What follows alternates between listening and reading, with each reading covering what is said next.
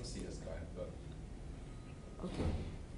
Battery's good. I've never met him and he's never responded to my emails. Shoot out of 7.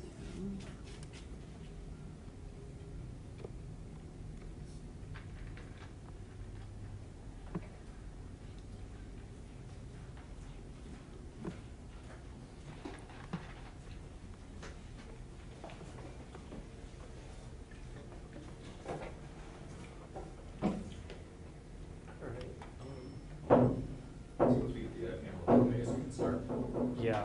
Wait, is everything ready? Yeah, I think so. Great. Okay, I'll go ahead and get started in a moment. So today, as indicated by the title of the talk, I'm going to talk about Frobenius algebras and TQFTs. TQFT here stands for topological quantum field theory. These are big words, but I'm going to explain what all of them are, at least in the case that we're going to care about. So the point of this talk is a Frobenius algebra is an algebraic object. It's right there in the name, algebra. A TQFT is a topological object, topological field theory. It's right there in the name. And so the big theorem in this talk is going to be a proof of equivalence of commutative Frobenius algebras and certain TQFTs in dimension 2. And that's going to be, so this is not just, oh, algebra is the same thing as geometry, like it always is in mathematics. But in this proof, you literally build the algebra out of the topology and the geometry. And so for that reason, I think it's kind of cool. And it's also convenient that it doesn't require that much fancy technology to do. And in particular, it can be explained to undergrads, which is always a good thing. So there's this book by Joachim Koch called Frobenius Algebras and Two-Dimensional TQFTs. There's also a set of lecture notes on his website covering the same material. So if you find this stuff interesting, I encourage you to check it out. He goes into more detail and probably will make fewer mistakes. So first, let's talk about topological quantum field theories.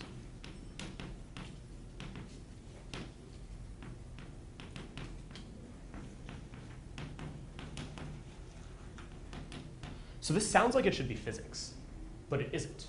In fact, it's possible to define this entirely mathematically with what's called the Atiyah-Siegel axioms. And we're only going to need a specific example, which is dimension 2. So I'm going to start with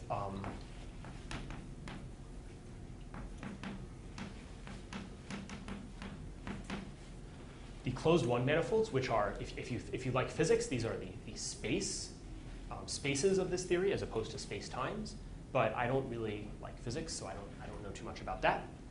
So we start off with closed one manifolds, and this means curves that are finite length, that are smooth, and let's see, anything else? Oh, and they're oriented. We also don't want them to have a boundary. So here's an example.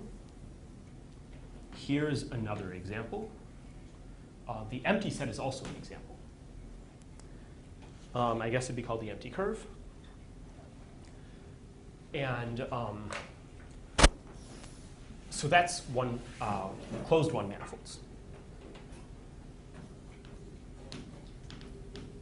We also need to talk about bordisms. A bordism between two manifolds is another manifold of one dimension higher whose boundary is those two manifolds. So I start with this manifold, this closed one manifold, and I end with this closed one manifold. And a bordism is where I fill in something between them.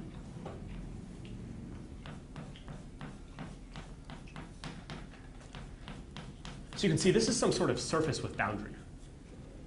And its boundary is this disjoint union this. So that's a bordism. X from m to n. So it's written x goes from m to n. And what this means is that I've identified the boundary of x with m disjoint union n. So this particular bordism looks like a pair of pants and is called the pair of pants bordism. This is one of these things in mathematics that is funny, apparently. I think it's not just that it's like a pair of pants bordism, but everything else gets called pants. Like if you're decomposing a surface into a bunch of pairs of pants, it's called a pants decomposition. You can like invert the pair of pants, you can twist it. There are all sorts of fun things. This is a great case for topology. So the point of, so the idea with TQFTs is we will start out by defining states on closed one manifolds, and bordisms correspond to some sort of evolution of time. So in this case, space-time kind of bubbles off at some point, which, into two pieces, which is a little weird. But because I'm not a physicist, and this is useful for me mathematically, I'm not going to think about the physics of it. But instead, I'm going to talk about how this induces some evolution from the states on n to the states on n. So the really awesome property about bordisms is that they glue. So let's say I have this first bordism x, and now I'm going to make a second bordism to a third one manifold.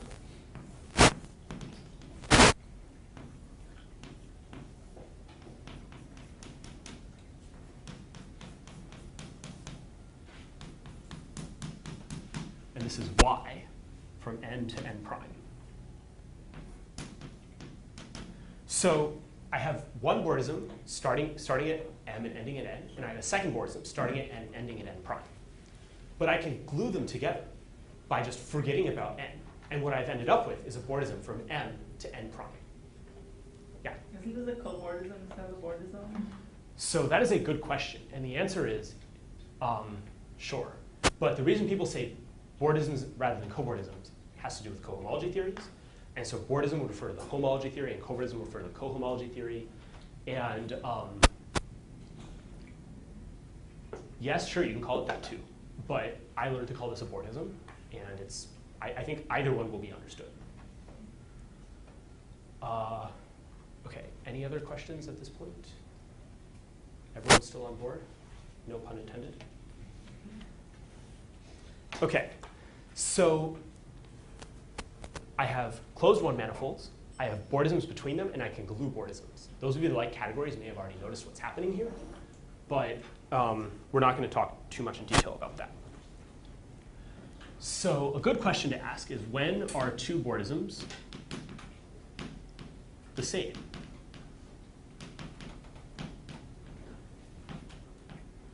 And the answer is, whenever I can do something, whenever I can deform one to the other while fixing the endpoints.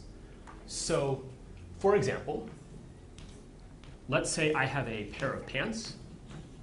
Well, I guess I do, but let's say I have a pair of pants bordism. And then I take a cylinder and a cap. So the cap is just a disk, which I've sort of turned into the lower hemisphere and stuck on the end of that. So my incoming manifold is just this circle, which is denoted S1. And my outgoing manifold is just this circle, S1. So the idea of when is this the same is I should be able to, as long as I can deform this smoothly. So if you recognize the word, it's diffeomorphism, fixing these endpoints. Well, so let's do that. This is just some sort of protrusion. So I'm going to push it back and push it back. And so what I've obtained is just the cylinder bordism.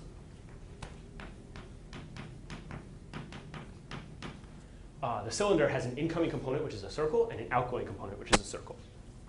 So it's going to be very important that two bordisms are the same, not if they're the same surface, but if I can identify them with a diffeomorphism, fixing the endpoints. OK, so with this structure, it's possible to define a 2D topological quantum field theory.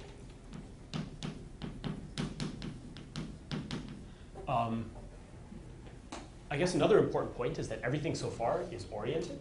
I'm not drawing that in because that's a lot of things to draw. But it's important for some of the subtle details that happen in this. So for example, the Klein model is not an acceptable bordism because it's not orientable. So a 2D TQFT, which I'm generally going to call Z, is, let's see, it's the following data.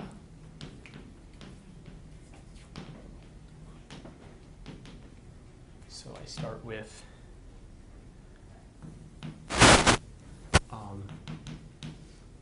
so to every closed one manifold, we get a state space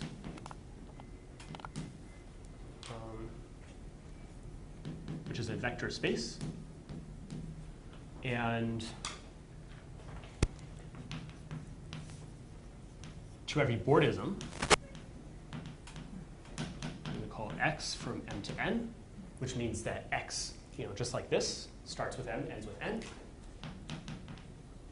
I get a linear map, which I'm going to call z of x, and it goes from the space z of m to the space z of n.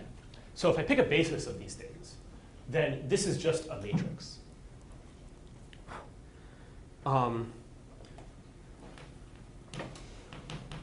And I need to add a couple conditions. So the first is called functoriality.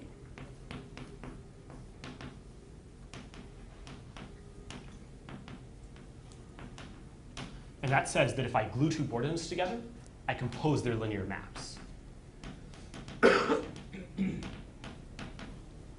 So this gluing is denoted x disjoint union along n wide. And so this stipulation along n is that the linear map defined by this is the linear map of y composed with the linear map of x. So again, if you pick bases and make everything a matrix, then this is matrix multiplication. So it's a reasonably concrete condition. The second is what is called multiplicativity, or sometimes the monoidal axiom, or whatnot. And this is a bunch of related axioms.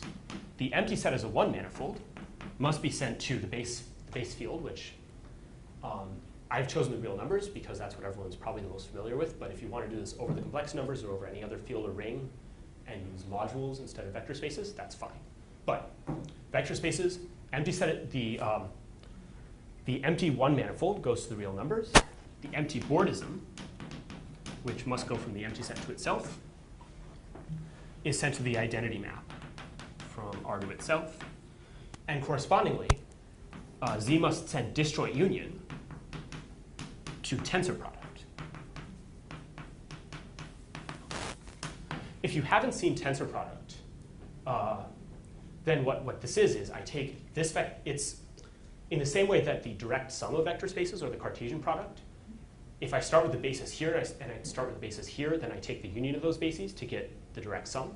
For the tensor product, I take the set of all ordered pairs of a basis vector here and a basis vector here, and that generates this basis. So this, if Z of m has dimension A and Z of n has dimension B, then this tensor product has the product AB as its dimension. This is not the property this is not really the best way to define it, but it's the least complicated. And similarly for bordisms, I can take the tensor product of linear maps, and I'd like it to, if I take a bordism which is a disjoint union of simpler bordisms, I'd like that the linear map which this bordism defines is the tensor product of the one for this one and the one for this one. So this is a sort of elementary way of defining this. There's a more concise way of defining this, which is somehow less illuminating, but maybe more precise. So that I'm going to say this very quickly, and if you don't understand it, that's totally fine. So bordisms, as we've noticed, we have an identity bordism, which is the cylinder.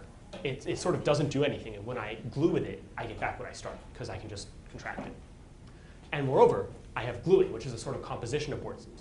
So there is actually a category whose objects are one manifolds, or more generally n manifolds for any n, and whose morphisms are bordisms, with gluing being the composition of morphisms. So it's a category. Under disjoint union, it's what's called a symmetric monoidal category, meaning it has something like a multiplication structure, but it's a category. So in that regard, I can also form a different category, which is real vector spaces, and which is monoidal under tensor product. So under that framework, a topological quantum field theory is a symmetric monoidal functor from this bordism category to the category of real vector spaces. And of course, I can replace R with C or with whatever. C is the most common choice. So that's the highbrow definition of a TQFT. And this is the one that may be lowbrow, but at least it's easier to see what's actually going on. Does anyone have any questions at this point?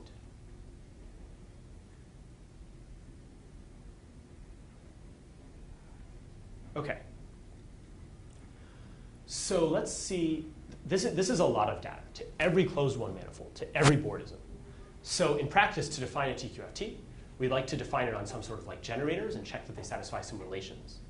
And so that's an algebraic idea, but already it's being implemented in a topological context. What are relations of boardisms? So the first thing you can check is that if two one manifolds are diffeomorphic, then they're going to have the same state space. So this is a circle. These are both circles because this is topology.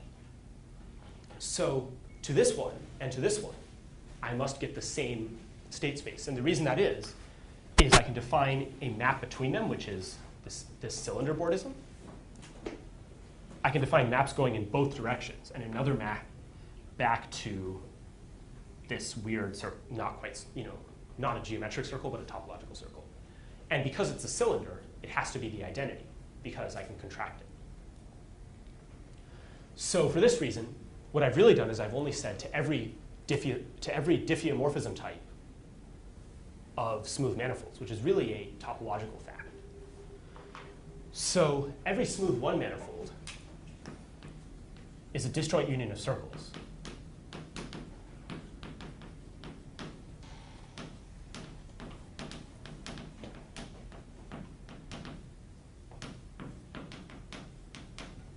The empty set would be a disjoint union of 0 circles, but I don't know if we're scholars of the empty set, so we're just going to think about there's the empty set, there's a circle, there's 2 circles, there's 3 circles, etc. And we only consider finitely many because we need our curves to have finite length.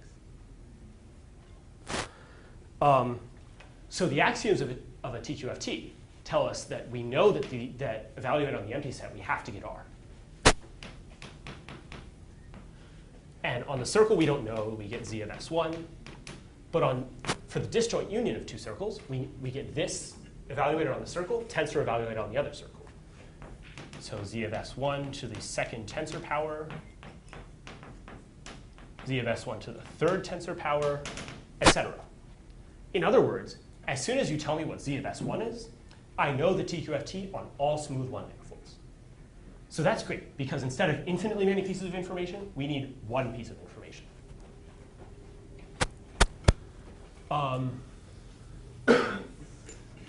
The next thing we're going to tackle is boardisms.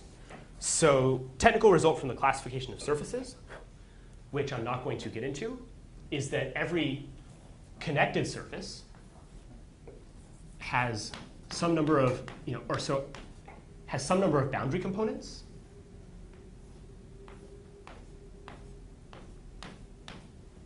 And then it might have a bunch of holes. We don't know how many. And then maybe some more boundary components. So the idea is that every connected surface with boundary that is oriented is characterized by its genus, which is the number of holes, which is finite, and the number of boundary components.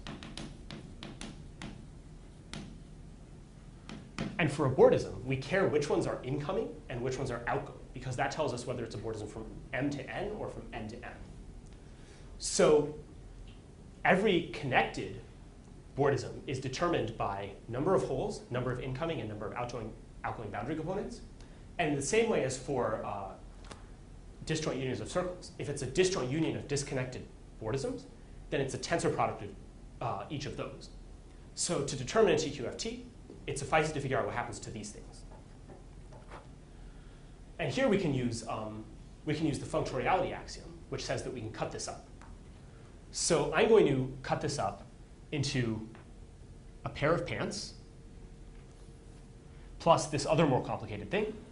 And then this is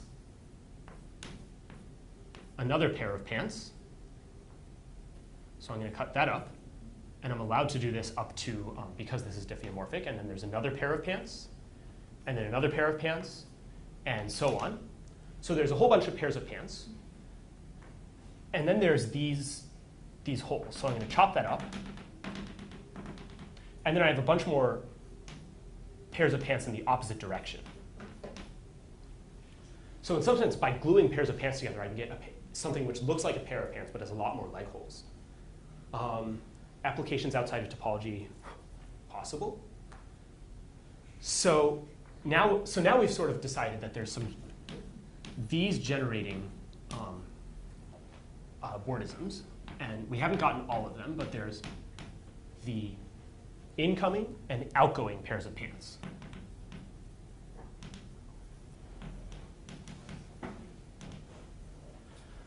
Next, we have to worry about the stuff in the middle, which was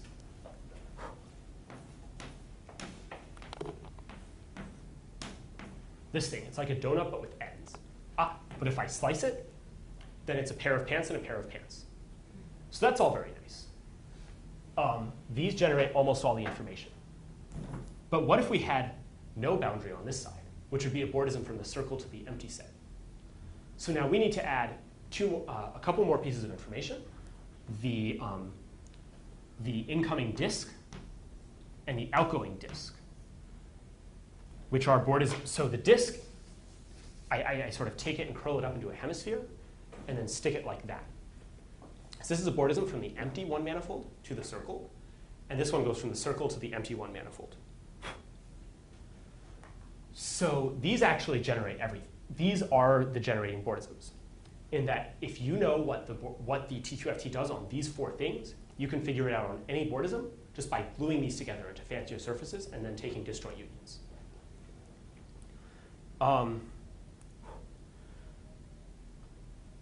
So that's all good. But there's a couple, like this is technically too much information. It's overdetermined. So there are also some relations.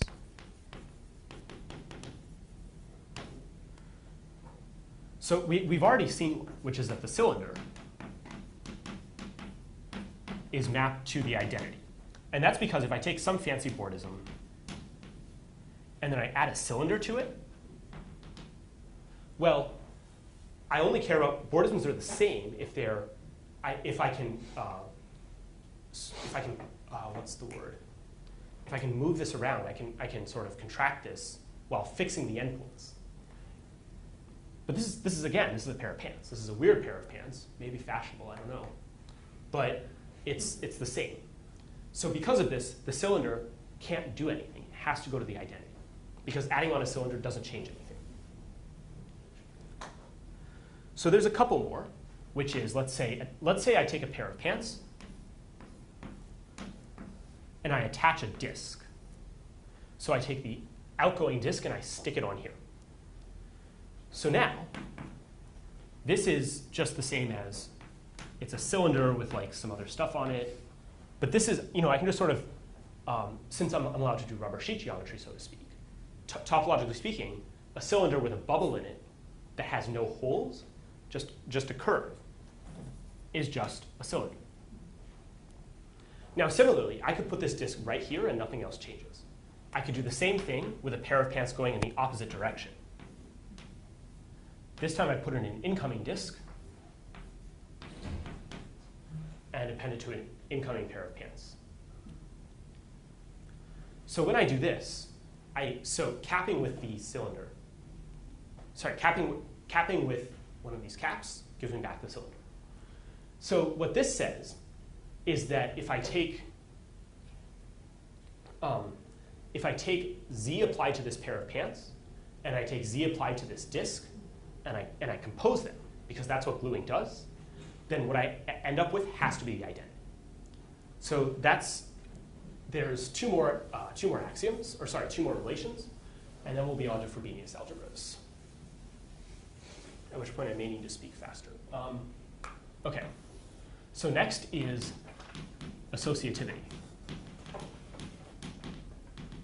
which says if I have a pair of pants with 3 pant legs, it doesn't matter what order I consider the pant legs in,